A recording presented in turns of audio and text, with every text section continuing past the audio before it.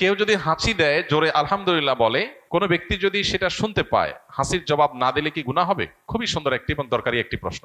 ইসলাম আমাদেরকে অত্যন্ত দারুণ শিষ্টাচার শিখিয়েছে এবং সামাজিক এবং পরম সৌজন্যতা বোধ সম্পন্ন মানুষ হতে শিখিয়েছে। অন্য কোন সমাজে, অন্য কোন সভ্যতা ইসলামের মতো এত বেশি আপনাকে সৌজন্যতা বোধ সম্পন্ন মানুষ হতে শেখায় নাই। কেউ যদি হাঁচি দেয়, এখন বিজ্ঞান গবেষণা করে বের করেছে, বহু বৈজ্ঞানিক গবেষণা আপনার অনলাইনে খুঁজলে পাবো, যে মানুষ যে হাঁচি দেয়, এই হাঁচিটা মানুষের স্বাস্থ্যের জন্য ভালো।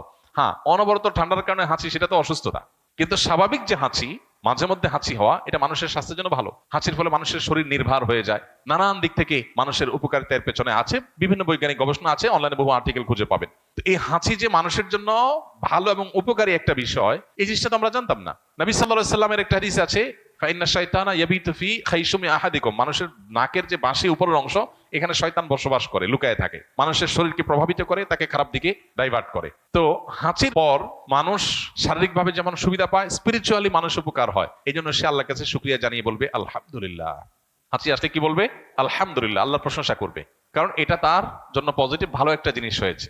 যখন কেউ হাঁচি আসার কারণে আলহামদুলিল্লাহ বলল, তখন যিনি হাঁচি শুনতে পেয়েছেন বা হাঁচির দাতার আলহামদুলিল্লাহ শুনতে পেয়েছেন, তার উপরে আবশ্যক হয়ে যায় জবাব দেওয়া। এই যে সৌজন্যতার শিক্ষা।